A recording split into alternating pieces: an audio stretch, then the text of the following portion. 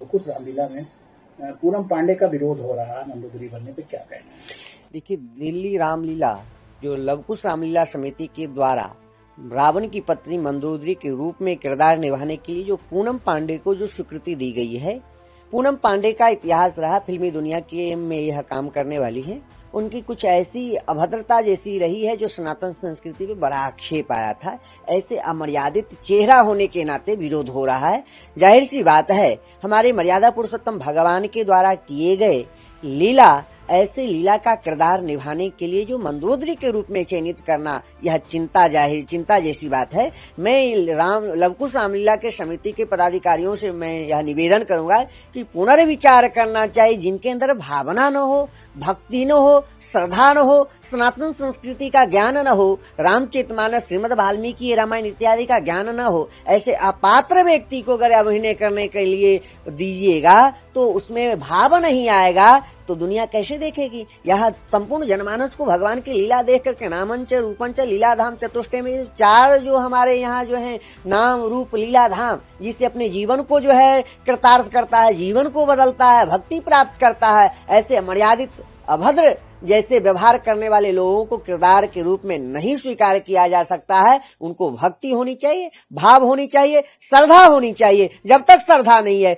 जब तक भाव नहीं है, तब तक स्वीकार नहीं है। पुनर्विचार करिए, अच्छे पात्र व्यक्ति को स्वीकृति दीजिए, ऐसे अपात्र व्यक्ति को न दीजिए जिसकी कोई सनातन संस्कृति की सभ्यता न हो, सनातन संस्कृति का कोई ज्ञान न हो, सनातन संस्कृति संबंध जिससे न हो, ऐसे व्यक्ति की स्वीकार नहीं है। इसलिए हम सभी धर्माचार्य ने विरोध जाहिर किया है और होना भी चाहिए, क्योंकि संपूर्ण जनमानस सनातन संस्कृति पर ही आधारित है और सनातन संस्कृति पर अंतर्राष्ट्रीय षड्यंत्र हो रहा है, जिसको लेकर के हम लोगों को सतर्कता के लिए यह कहा जा रहा है कि कोई आक्षेप न लगे, क्योंकि ऐसे मर्यादा पुरुषोत्तम भगवान के द्वारा किए गए लीला में किसी पात्र को अगर पात्रता दी जा रही है, जिसके अंदर पात्रता हो उसी को दी जाए, जिसके अंदर पात्रता नहीं है उसको देने की कोई आवश्यकता नहीं है।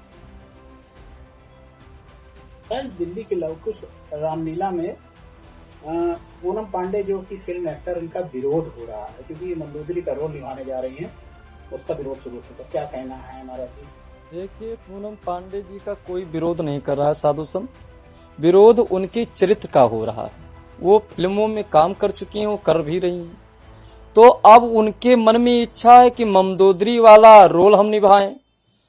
तो भाई, जब किसी ने रामलीला में कभी भूमिका नहीं निभाया और वो अगर पहली बार भूमिका निभा रहा है तो कहीं ना कहीं गड़बड़ी भी हो सकता है और अमर्यादित के अनुसार हो सकता है। इसीलिए साधु संत विरोध इसलिए कर रहे हैं उनके पात्रता पर, क्योंकि वो मंदोदरी के काबिल नहीं है। अगर उनको रामलीला में भूमिका निभाना ही है तो मैं हाथ जोड़ करके लवकुश टीम के सभी सदस्य से कहना चाहता हूं कि आप सुपनखा का रोल दे दीजिए, ठीक रहेगा। क्योंकि मंदोदरी बहुत बड़ी ज्ञानी थी और मंदोदरी एक मर्यादित रूप में थी। मंदोदरी का जो रहन सहन और बोल वाणी, ये उनकी चरित्र एक अच्छा था। सुपनखा के चरित्र पर शास्त्रों में उल्लेख है, तो सुपनखा जैसा चेहरा भी पूनम पांडे की झलकती है। और पूनम पांडे जो हैं, केवल एक प्रदेश नहीं जानता पूनम पांडे को, पूनम पांडे को हिंदुस्तान जानता है और हिंदुस्तान में राम की लीला को आदर्श मानते हैं। तो राम की लीला में जैसे रामानंद सागर में किस तरह मंदोदरी ने रोल दिखाया, अब वो मंदोदरी बनने की इच्छा रख रही हैं कि हम रामलीला में मंदोदरी वाला रोल निभाएं, तो ये कहाँ हो पाएगा। साधु संत विरोध इसलिए कर रहे हैं कि जब भी कोई पात्रता नहीं होता है किसी का, तो उसमें योग नहीं माना जाता है।